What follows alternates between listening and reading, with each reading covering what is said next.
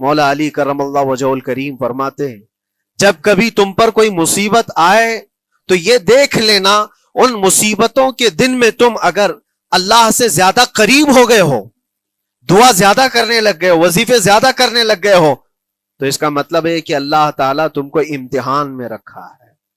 اور اگر مصیبتوں کے آنے کے بعد بندہ دور ہو جاتا ہے اللہ سے، پھر وہ بپھر جاتا ہے، گناہ زیادہ کرنے لگتا ہے، تو سمجھ لو یہ سزا میں ملوث ہے۔ اب سب کی زندگی میں یہ مصیبتیں جب آتی ہیں تو خود اپنے آپ کو ریئلائز کرے، احساس کر کے دیکھے کہ مصیبت آئی ہے تو میرے ہاتھ میں تسبیح آ گئی یا پھر گالی گلوچ، مصیبت یا آفت آئی ہے میرے گھر پر تو میں عبادت اور نماز کی طرف زیادہ جا رہا ہوں یا پھر عیش و عشرت کی طرف زیادہ جا رہا ہوں، تو تمہیں خود پتا چل جائے گا کہ تم اللہ کی طرف سے امتحان میں ہو یا پھر سزا میں ہو۔ میرے عزیزوں، بہت مقامات ایسے ہیں جہاں پر بظاہر مصیبت کی حکمت ہمیں نہیں معلوم ہوتی کہ کیوں آئی یہ مصیبت، کیوں دی گئی ہے ہمیں ایسی تکلیف۔ اسی کا نام تقدیر ہے کہ اللہ تعالیٰ کے لکھے ہوئے پر راضی رہنا یہ مومن کی شان ہے۔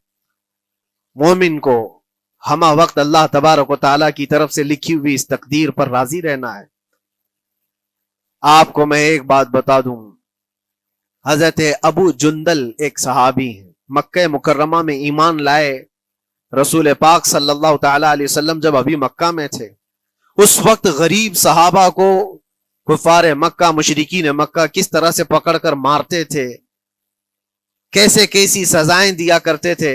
اسی اسنا میں اللہ کے نبی صلی اللہ علیہ وسلم ہجرت کر کے مدینے تشریف لے گئے، لیکن جو ابو جندل تھے یہ قید میں تھے، قید میں تھے، ان کا باپ خود ان کو قید میں رکھا ہوا تھا، اور ایسی قید کہ زنجیریں بندھی ہوئی رہتی تھی، مسلسل کئی سال گزر گئے۔ حضور پاک صلی اللہ تعالی علیہ وسلم کی ہجرت کے 6 سال گزر جانے کے بعد 7واں سال تھا جب آپ کو بتاؤں حدیبیہ کا وہ منظر پیش آیا جس کو صلح حدیبیہ کہا جاتا ہے۔ تقریباً 1400 صحابہ کے ساتھ رسول کریم صلی اللہ تعالی علیہ وسلم عمرہ کرنے کے لیے آئے، لیکن اس وقت مکہ کے کفار و مشرکین مکہ سے تقریباً 35 کلومیٹر باہر دور آپ کا راستہ روک لیا، کہا ہم آپ کو عمرہ کرنے نہیں دیں گے، آپ کے اصحاب کو، آپ کے صحابہ کو ہم مکہ میں انٹر ہونے نہیں دیں گے۔ جنگ جیسی نوبت آ گئی تھی، لیکن حضور پاک صلی اللہ تعالی علیہ وسلم اور صحابہ احرام پہن کر کے عمرہ کرنے کے لیے آئے، تو پھر درمیانی راستہ یہ اختیار کیا گیا۔ حضور پاک صلی اللہ علیہ وسلم نے فرمایا کہ ہم صلح کر لیتے ہیں، کچھ ایگریمنٹ ہو جائے ہمارے اور تمہارے درمیان، جنگ نہیں کریں گے، آج سے جنگ بندی ہو جائے۔ تو کفار مکہ اس بات پر راضی ہوئے، اور اس کے بعد صلح، جس کو کہتے ہیں صلح حدیبیہ، یہ بہت مشہور ہے۔ صلح حدیبیہ ہوئی، اس میں سارے پوائنٹس جو لکھے گئے تھے ایگریمنٹ کے اندر وہ سب مکہ والوں کی حمایت میں زیادہ تھے، دبا کر کے انہوں نے صلح کی تھی اس طرح سے ان کے الزام کے مطابق، یعنی اگر کوئی مکہ سے بھاگ کر مدینے جائے تو انہوں نے ایگریمنٹ میں لکھایا تھا کہ آپ کو وہ شخص ہمیں واپس کرنا پڑے گا، اور اگر مدینے سے کوئی بھاگ کر ہمارے پاس آئے تو ہم اس کو اپنے پاس رکھیں گے، ہم باہر واپس نہیں بھیجیں گے۔ تمہارا کوئی آدمی ہمارے پاس آ گیا بھاگ کر کے، یا ہمارا ہی وہاں رہنے والا کوئی آدمی آ گیا آپ کی امان سے نکل کر کے، تو ہم اس کو اپنے پاس رکھیں گے۔ ایسی بہت ساری شرطیں تھیں، میں کیوں کہہ رہا ہوں یہ بات سن لیجیے۔ یہ صلح حدیبیہ ہو گئی، ایگریمنٹ ابھی لکھا جانا تھا، وہ ابو جندل صحابی جو کئی سالوں سے مکہ میں قید میں تھے، زنجیریں توڑ کر کے وہ باہر نکل آئے، اور جب ان کو یہ خبر ملی کہ مکہ سے 35 کلومیٹر دور اللہ کے نبی صلی اللہ تعالی علیہ وسلم اپنے صحابہ کے ساتھ پڑاؤ ڈالے ہوئے ہیں اور تشریف لانے والے ہیں، کسی طرح بچ بچاتے ہوئے وہ وہاں پہنچ گئے حدیبیہ کے مقام پر۔ جیسے ہی وہ پہنچے صحابہ میں ایک شور ہو گیا، صحابہ جانتے تھے کہ کتنے سالوں سے ابو جندل قید میں ہے، طرح طرح کی اذیتیں اٹھاتا ہے، بہت مصیبتیں اٹھائی ہیں ابو جندل۔ دیکھا ان کے جسم پر پورے زخموں کے نشان تھے، ہاتھوں اور پیروں میں زنجیریں لٹکی ہوئی تھیں۔ وہ اسی حالت میں صحابہ کے پاس آ گئے، صحابہ سب نے سینے سے سینہ لگایا، استقبال کیا، ابو جندل تم آ گئے ہمارے پاس، آ گئے۔ اب بات سنو، بڑی حیرت کی ہے۔ ایگریمنٹ لکھا جا رہا تھا اور ابو جندل مکہ سے فرار ہو کر کے آئے تھے. ابو جندل کا جو باپ ہے اور دوسرے جو رئیس مکہ کے تھے، قریش کے سردار، سبوں نے ہاتھ روک لیا اور کہا ہمارا ایک آدمی بھاگ کر آپ کے پاس آیا ہے، ایگریمنٹ کے مطابق اس کو آپ ہمیں واپس کرنا ہوگا، واپس لوٹانا ہوگا. مکہ میں رہنے والا شخص آپ کے پاس آیا ہے، وہ ہمارا قیدی ہے. حضور پاک صلی اللہ تعالی علیہ وسلم نے فرمایا ابھی تو لکھا نہیں گیا، اس سے پہلے وہ آیا ہے، چھوڑ دو اس کو، اس کے بعد جو بھی ہوگا اس پر عمل کریں گے. مکہ والوں نے کہا نہیں، ہم نہیں مانتے اس چیز کو. حضور پاک صلی اللہ تعالی علیہ وسلم نے یہاں تک فرمایا اس ایک شخص کو میری ضمانت میں دے دو، باقی تمہاری ساری شرطیں منظور کر لی جائیں گی. وہ رحمت للعالمین. نبی اکرم صلی اللہ تعالی علیہ وسلم اپنے غلاموں پر رحم کیسے نہ کریں. جب ان حالات میں دیکھا ابو جندل کو تو صحابہ بھی حضور کے پاس آئے اور کہا یا رسول اللہ صلی اللہ علیہ وسلم صلح کیوں کر رہے ہیں، ان کے ساتھ جنگ کریں گے ہم ان کو، ہم نے بدر میں، احد میں، خندق میں ان کے ساتھ جو مقابلے کی ہمیں تجربہ ہے، ہم ان کے پرخچے اڑا دیں گے، آپ اجازت دیں ہم جنگ کریں گے. اللہ کے نبی فرماتے ہیں میں جو دیکھ رہا ہوں وہ تم نہیں دیکھ رہے ہو. اللہ کا حکم نہیں ہے جنگ کرنے کا، صلح ہے. صلح ہو گئی، لکھا جا رہا تھا اور یہ ابو جندل آئے. آپ جب حضور پاک صلی اللہ تعالی علیہ وسلم نے فرمایا ٹھیک ہے ایگریمنٹ کے مطابق ابو جندل کو مکہ واپس بھیجنا پڑے گا، اتنا فرمایا تھا حضور نے، ابو جندل دھاڑے مار مار کر رونے لگے اور صحابہ کو جا کر کے اپنے زخم دکھانے لگے کہ دیکھو مجھے واپس بھیجا جا رہا ہے، مجھے واپس بھیجا جا رہا ہے. تو صحابہ کے اندر بھی جوش تھا. اپنا آدمی جب کوئی اتنا مظلوم ہو، اتنا مار کھایا ہو اور پھر واپس انہی ظالموں کے سامنے اس کو بھیجا جانا ہو تو کیا کیفیت ہوگی. تو وہ ابو جندل سارے صحابہ کے بیچ میں چھپ چھپاتے ہوئے رو رہے تھے. اللہ کے نبی صلی اللہ علیہ وسلم تشریف لائے اور فرمایا ابو جندل میں کہہ رہا ہوں واپس چلے جاؤ، واپس جاؤ، مکہ جاؤ. تو انہوں نے کہا یا رسول اللہ صلی اللہ علیہ وسلم ان زخموں کے ساتھ واپس جاؤں. اللہ کے نبی صلی اللہ علیہ وسلم نے فرمایا ہاں ابو جندل اللہ کی مرضی یہی ہے، اور اللہ کا نبی وہی کہتا ہے جو اللہ کی مرضی ہوتی ہے. یہ میں کہہ رہا ہوں بظاہر تکلیفوں کی حکمت ہمیں معلوم نہیں ہوتی، لیکن ہمیں عمل کرنا چاہیے. نبی پاک صلی اللہ تعالی علیہ وسلم کا جب حکم ہوا ابو جندل انہی زنجیروں کے ساتھ ان کے باپ کے حوالے کر دیے گئے. وہ گھسیٹتے ہوئے لے جا رہا تھا، گھسیٹتے ہوئے واپس انہی قیدیوں کی طرح لے جا رہا تھا. سب کی آنکھوں میں آنسو تھے، لیکن حکمت الہی کیا ہے یہ کون جانتا ہے. بظاہر اللہ تبارک و تعالیٰ کی طرف سے یہ دی ہوئی آزمائشیں، یہ تکلیفیں، اس کی حکمت وہ بہتر جانتا ہے. جب ابو جندل کو واپس کیا گیا ایک سوال اٹھتا ہے میرے عزیزو. یہ میں قید کی حالت میں رہ کر کے ایک شخص نے مجھ سے سوال کیا تھا آپ تو اللہ کے نبی صلی اللہ تعالی علیہ وسلم کی ناموس کی بات کرتے ہو، حضور کی محبت کی بات کرتے ہو، ان کے عشق کی بات کرتے ہو، اور یہ بھی کہتے ہو کہ نبی پاک صلی اللہ تعالی علیہ وسلم دستگیری کرتے ہیں، اپنے غلاموں کی مدد کرتے ہیں، تو اتنے دنوں سے کیا آپ نے حضور کو نہیں پکارا؟ کیا رسول پاک صلی اللہ تعالی علیہ وسلم سے محبت اور عشق کی بات کے بعد آپ نے بھیک نہیں مانگی؟ اس وقت یہ واقعہ یاد آیا، میں تو ابو جندل کے پاؤں کے ناخن کی مٹی کے برابر بھی نہیں. وہ صحابی رسول تقریباً ان کے متعلق کہا گیا ہے 6 سے 8 سال تک وہ ان کی قید میں رہے. تو کیا رسول پاک صلی اللہ علیہ وسلم کو خبر نہیں تھی؟ خبر تھی.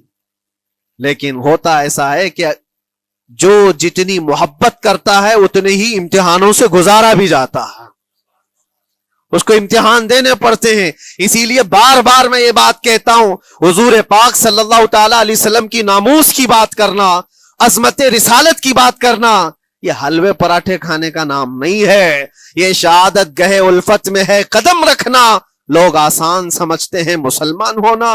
حضور پاک صلی اللہ تعالی علیہ وسلم کی شریعت طاہرہ کو بچانے کے لیے ہی تو، حضور کی ناموس کی حفاظت کے لیے ہی تو مولا امام حسین نے اپنی گردن دے دی، اپنے بچوں کی قربانی دے دی، اپنا عیش آرام سب تیاگ دیا. یہ ساری قربانیوں کے بعد ہی اس امتحان سے بندہ نکلتا ہے. وہ امام احمد بن حنبل جن کے سینے میں 5 لاکھ حدیثیں محفوظ تھیں، रसूल पाक सल्लल्लाहु अलैहि वसल्लम की 5 लाख हदीसों के हाफिज, लेकिन बगदाद के जालिम हुक्मरानों ने उनको नंगी पीठ पर कोड़े मारे हैं। पहली मर्तबा 100 कोड़े, दूसरी मर्तबा फिर 100 कोड़े, तीसरी मर्तबा फिर 100 कोड़े। इतने में तो आदमी मर जाता है। इमाम अहमद बिन हंबल की पीठ झुक गई थी। मेरे अजीजों, यही है जिसको हम कह रहे शहादत गहे उल्फत में है कदम रखना। अगर तुम सच्चा ईमान रखते हो तो फिर आजमाइश भी होगी। अल्लाह करीम कुरान में फरमाता है फला यअलमन्नल्लाहु अल्लज़ीना सदक़ू व ला यअलमन्नल काज़िबीन। अल्लाह तबारक व तआला जरूर आजमाएगा सच्चा कौन है और झूठा कौन है। मुसीबतें आएंगी, आंधियां आएंगी, लेकिन जमे रहो, डटे रहो। अल्लाह रब्बुल इज्जत से कभी भी अपना रिश्ता ना तोड़ो। और जो तुम्हारे अंदर ईमान है, तवक्कुल और यकीन है, जरा बराबर भी फर्क आने ना पाए। आज नहीं कबूल हुई कल होगी, कल नहीं कबूल हुई परसों होगी, कभी ना कभी तो दुआ कबूल होगी। दुनियादारों के दरवाजे खटखटाते हैं तो एक ना एक दिन दरवाजा खुलता है। वो अरहमुर राहिमीन है, वो अरहमुर राहिमीन है, दरवाजे खोलता है, लेकिन वो बेहतर जानता है किस वक्त दरवाजा खुलना चाहिए। हम अपनी मर्जी के मुताबिक रब को नहीं चला सकते। मौला ताला जैसा चाहे हमें वैसा चलना चाहिए। एक बात और मैं बता दूं, सही, ये तो दूसरे लोगों की बात है जिसमें हमारे कसूर हैं, हमारे जुर्म हैं, हमारे गुनाह हैं, जिसकी वजह से मुसीबतें आएंगी। लेकिन अल्लाह के नबी का कोई गुनाह नहीं होता। जो नबी होते हैं वो मासूम होते हैं। सैयदना यूसुफ अलैहिस्सलातु तस्लीम अल्लाह के नबी, अल्लाह के नबी इब्राहिम अलैहिस्सलाम के बेटे इसहाक अलैहिस्सलाम, इसहाक अलैहिस्सलाम के बेटे याकूब अलैहिस्सलाम, याकूब अलैहिस्सलाम के बेटे यूसुफ अलैहिस्सलाम, जिनकी नस्ल में अंबिया कराम, जो पूरा खानदान नबूवत का है, वो यूसुफ अलैहिस्सलाम किन किन मकामात से गुजारे गए। पहले भाइयों ने कुएं में फेंक दिया और उसके बाद उस जहरीले कुएं से वो निकाले गए। जंगल में कोई नहीं था जब उनके भाइयों ने कुएं में फेंका था। उस वक्त एक काफला जा रहा था, उन्होंने डोल डाल करके निकाल लिया और फिर लेकर के गए। यहां से कुएं से तो निकाले, लेकिन आगे की जिंदगी क्या है? मिस्र के बाजार में ले जाकर काफिले वालों ने बेच दिया। यूसुफ अलैहिस्सलाम फिर खरीदे गए किसके यहां? अजीज मिस्र, बादशाह मिस्र के घर में, और वहां पर जुलेखा आप पर फिदा हुई। फिर आप पर इल्जाम भी लगाया गया और उस इल्जाम की बुनियाद पर आपको जेल भेजा गया। अल्लाह के नबी के दामन पर पैबंद तो हो सकता है, धब्बा नहीं होता। किसी गुनाह का तसव्वुर भी वो नहीं करते, वो मासूम होते हैं, लेकिन बगैर किसी कसूर के, बगैर किसी जुर्म के आपको जेल भेजा गया। यूसुफ अलैहिस्सलातु तस्लीम जेल जब गए वो नबी होकर के, और उसके बाद दिन कटते रहे। दिन कैसे? हफ्ते, हफ्ते क्या, महीने, महीने क्या, साल। यूसुफ अलैहिस्सलातु तस्लीम के 7 साल गुजर गए। जब कभी किसी इनोसेंट को, बेकसूर आदमी को तकलीफ दी जाती है तो उसको एहसास ज्यादा होता है, और जुर्म की वजह से जब कोई तकलीफ में आता है तो कंप्रोमाइज कर लेता है, मैं ऐसा गलती किया था, मुझे ये झेलना पड़ रहा है। लेकिन जिसका जुर्म ही नहीं, ना करदा गुनाह की सजा जब दी जाती है, बंदा बहुत बिखर जाता है, टूट जाता है। लेकिन वो अल्लाह के नबी थे, तवक्कुल कैसा था, यकीन कैसा था, सब्र के साथ निकाले। लेकिन एक बहुत प्यारी बात हमें मिलती है मेरे अजीजों, वहां कैदी और भी थे, और यूसुफ अलैहिस्सलाम को अल्लाह ताला ने एक मौजज़ा अता किया था। वो ख्वाबों की ताबीर सच्ची सच्ची बताते थे। ख्वाब की ताबीर हुआ करती है, जो भी ख्वाब देखता है आदमी उसमें इशारा होता है अल्लाह की तरफ से। तो 2 कैदियों ने ख्वाब देखा था, ये कुरान पाक के सूरह यूसुफ में पूरा मौजूद है, 12वें पारे में। 2 कैदियों ने ख्वाब देखा, अपना अपना ख्वाब उन्होंने बयान किया यूसुफ अलैहिस्सलाम को। एक कैदी ने देखा कि वो सर पर रोटियां रख करके ले जा रहा है और परिंदे नोच नोच कर खा रहे हैं। दूसरे ने देखा कि वह अंगूरों को निचोड़ करके उसके रस पी रहा है। तो उन्होंने बताया यूसुफ अलैहिस्सलाम के पास, ऐसा ऐसा हमने ख्वाब देखा है, इसकी ताबीर क्या हो सकती है? सैयदना यूसुफ अलैहिस्सलाम फरमाते हैं, मैं दोनों के ख्वाब की ताबीर बताऊंगा, लेकिन उसमें से एक बंदा, उससे आपने कहा तू वादा करके मेरा भी काम करेगा, मेरा भी एक काम है, तू करेगा। 7 साल गुजर गए थे।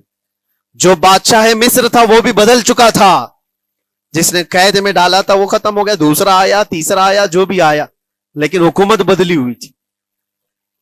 تو خواب کی تعبیر بتانے سے پہلے ایک قیدی سے یوسف علیہ السلام نے کہا کہ میرا کام تو کرے گا؟ اس نے کہا ہاں، آپ جو کہیں گے میں کروں گا۔ تو سنو، تعبیر یہ ہے، جس کے سر پر روٹیاں رکھی ہوئی اور کوے کھا رہے تھے یا پرندے کھا رہے تھے، اس کی تعبیر یہ ہے کہ عنقریب تجھ کو موت کی سزا سنائی جائے گی۔ وہ غمگین تھا، دوسرے سے کہا تو انگور کے رس نچوڑ کر پی رہا تھا، تیرے خواب کی تعبیر یہ ہے کہ عنقریب تجھ کو رہا کر دیا جائے گا، تو آزاد ہوگا، اور تجھ سے ہی میرا کام یہ ہے کہ آزاد ہو کر جائے گا تو تو موجودہ وقت کے جو بادشاہ ہے، شاید اس کی فوج میں شامل ہو جائے یا اس کے سپاہیوں میں یا وزیروں میں، تو میری یہ بات اس تک پہنچا دینا، پچھلے 7 سالوں سے بے گناہ بے قصور ایک قیدی اندر ہے، اس کو آزاد کر دیا جائے، اس کو آزاد کر دیا جائے۔ اس نے کہا بالکل، اگر میں چھوٹا تو آپ کا ایک کام ضرور کروں گا۔ سنیے بات، چند دن نہیں گزرے تھے کہ اس ایک قیدی کو موت کی سزا ہو گئی، اس کو موت کی سزا سنائی گئی اور پھانسی ہو گئی۔ دوسرا یہ جو قیدی جس کو آپ نے رہائی کی خوشخبری دی تھی، اس کی بھی رہائی کی خوشخبری آ گئی، وہ آزاد ہو گیا۔ لیکن قرآن پاک میں ہے، آزاد ہو کر جب جاتا ہے آدمی تو پچھلا بھول جاتا ہے۔ اکثر ایسا ہی ہوتا ہے، کیا جیل کے دوست کون تھے کیا تھے کچھ پتا نہیں، اور آدمی تو یہ سوچتا ہے دوبارہ کبھی ادھر کے دروازے کو بھی نہ دیکھو، آیا اور بھول گیا۔ یوسف علیہ السلام نے جو کام دیا تھا وہ بھول گیا، یہاں تک کہ قرآن میں اللہ فرماتا ہے کئی سال گزر گئے، 1-2 دن نہیں، سالوں گزر گئے، اور وہ بادشاہ کی فوج میں شامل تھا یا بادشاہ کے مصاحبین میں شامل تھا، قریبی لوگوں میں۔ ایک زمانے کے بعد مدت ہوئی، اور اس وقت سوچیے آپ کتنا وقت حضرت یوسف علیہ السلام نے کاٹا ہوگا۔ ایک دن آپ بے اختیار رو پڑے اللہ کی بارگاہ میں۔ یہ میں آپ کو بتا رہا ہوں، کبھی کبھار انسانی فطرت کا تقاضا ہے، اللہ تبارک و تعالیٰ کی بارگاہ میں رو پڑے اور کہا اے رب العالمین، اے ارحم الراحمین، یہ دن کب ختم ہوں گے؟ یہ جس طرح سے مجھے جیل کی سلاخوں کے پیچھے بند کیا گیا ہے، ان مصیبتوں سے کب آزادی ہوگی میرے مولا یا ارحم الراحمین؟ جواب رب تعالیٰ کی طرف سے آیا، یہ ہمارے اور آپ کی بات نہیں ہے، یہ اللہ کے نبی کی بات ہے۔ اب سنو، یوسف علیہ السلام کو جواب آیا، اے یوسف، جب تجھے جیل سے نکلنا ہی تھا، تجھے باہر جانا ہی تھا، تو دنیا کے بادشاہ کے پاس سامنے کیوں ریکویسٹ رکھا، میرے سامنے رکھ دیا ہوتا۔ اللہ اکبر، یہ توکل کا اعلیٰ درجہ ہے۔ اتنی مصیبتوں کے بعد بھی تم نے اس سپاہی کو کیوں اپنا قاصد بنا کر بادشاہ کے سامنے بھیجا کہ میری آزادی ہو جائے؟ یوسف علیہ السلام بہت روئے سجدے میں گر کر کے، مولا مجھے معاف کر دے، اور میرے ہر شے کا تو مالک ہے، اب میں زندگی بھر قید میں رہوں یا آزاد رہوں یہ تیری مرضی پر ہے۔ میرے عزیزو، پھر یوسف علیہ السلام کے ساتھ کیا ہوا؟ بادشاہ نے خود ایک خواب دیکھا اور وہ پریشان تھا، خوابوں کی تعبیر کوئی بتا نہیں رہا تھا۔ تب اس قیدی کو چھوٹے ہوئے کو یاد آئی بات کہ جیل میں ایک آدمی ہے جو سچی سچی تعبیر بتاتا ہے۔ پھر اس نے بادشاہ سے کہا ایک قیدی بہت شریف اور صالح ہے، وہ سچی تعبیر بتائے گا، آپ کہے تو میں اس کو لے آؤں۔ اور اس نے مجھے یہ کہا بھی تھا کہ اس کو آزاد کرنا ہے، آپ کے پاس ریکویسٹ رکھنی ہے کہ وہ بے قصور قید میں ہے۔ بادشاہ نے معلومات حاصل کی اور اس کے بعد پروانہ دے دیا کہ اس قیدی کو آزاد کیا جائے جس کو بے قصور رکھا گیا ہے، اور میرے خواب کی تعبیر بتائی جائے۔ یوسف علیہ الصلوۃ والتسلیم کو لوگ آئے لینے کے لیے۔ اب یہاں منظر اور ہے میرے عزیزوں، کہا کہ بادشاہ نے خواب دیکھا، اس کی تعبیر بتائے۔ آپ نے تعبیر تو بتا دی کہ کیا ہونے والا ہے اگلے 7 سالوں میں بادشاہ کے ساتھ، یہ ساری تعبیر بتائی، لیکن جب آزاد کرنے کی بات آئی تو آپ نے کہا رہنے دو، اب مجھے قید میں رہنے دو، اس لیے کہ آپ کو یہ احساس ہوگا کہ میں بادشاہ کے پاس کیوں رکھا ہے اس مقدمے کو۔ لیکن بعد میں بادشاہ اور اس کے مصاحبین اور اس کے وزیر آپ کو اصرار کرتے ہوئے لے گئے اور لے جا کر کے سیدھے وزیر اعظم کے تخت پر بٹھا دی، سیدھے وزیر اعظم کے تخت پر بٹھا دیا. پھر رب تبارک و تعالیٰ نے فرمایا اے یوسف جب تک ہم چاہیں تب اندر رہے گا آدمی، اور جب ہم چاہ لیں باہر تو پھر اپنی مرضی سے کوئی اندر بھی نہیں رہ سکتا. حقیقت ہے میرے عزیزو، جب مصیبتوں کے ختم ہونے کا وقت آئے پھر پوری دنیا کھڑی ہو کر کے بھی تم کو مصیبت نہیں دے سکتی، تکلیف نہیں دے سکتی. اور رب تبارک و تعالیٰ نے فرمایا وَإِن يَمْسَسْكَ اللَّهُ بِضُرٍّ فَلَا كَاشِفَ لَهُ، اگر تم کو اللہ کی طرف سے کوئی مصیبت آئے تو کوئی اس کو ہٹانے والا نہیں ہے. وَإِن يَمْسَسْكَ اللَّهُ بِخَيْرٍ فَلَا رَادَّ لِفَضْلِهِ، اور اگر اللہ تبارک و تعالیٰ کوئی بھلائی کسی بندے کو دے دے تو دنیا کی کوئی طاقت اس کو روک بھی نہیں سکتی. آج اگر رب تبارک و تعالیٰ ہم کو کوئی مقام اور مرتبہ دے دے، کوئی عزت اور انعام دے دے، سارے کتے بھونکتے رہیں، اس انعام کو کوئی رد نہیں کر سکتا. اللہ تبارک و تعالیٰ کا دیا ہوا فضل اس کو کوئی کاٹ نہیں سکتا، اور اس کی دی ہوئی مصیبت کو کوئی دوسرا ٹال بھی نہیں سکتا. اسی لیے آؤ لگے رہو اسی بارگاہ میں اور عرض کرو کہ مولا مجھ سے جو خطائیں ہوئی ہیں اس کو درگزر فرما دے، اور جس طرح کی بھی تو زندگی دیا ہے یہ تیرا شکر ہے مولا. شکر ادا کرنے کی عادت ڈال لو. اللہ تبارک و تعالیٰ فرماتا ہے لَإِن شَكَرْتُمْ لَأَزِيدَنَّكُمْ، اگر تم شکر ادا کرو گے تو میں اور زیادہ عطا کروں گا، اور زیادہ عطا کروں گا. آج اگر تھوڑی سی مصیبت ہے تو شکر ادا کرو کہ مولا بڑی مصیبت تو نہیں آئی ہے، یہ بھی تیرا کرم ہے، تیرا احسان ہے. مصیبت زدہ لوگوں کو دیکھتا ہوں تو پھر میں یہ کہتا ہوں ہاتھ بھی سلامت ہے، پیر بھی سلامت ہے، آنکھ بھی سلامت ہے، زبان بھی سلامت ہے، دماغ بھی چل رہا ہے. کیا یہ شکر کرنے کا موقع نہیں ہے؟ یہ شکر کرنے کا مقام نہیں ہے؟ آؤ ہر دن اللہ کا شکر ادا کرو، شکایتیں کم کرو. اللہ تبارک و تعالیٰ کو یہ زندگی پسند ہے. وآخر دعوانا ان الحمد للہ رب العالمین. السلام علیکم.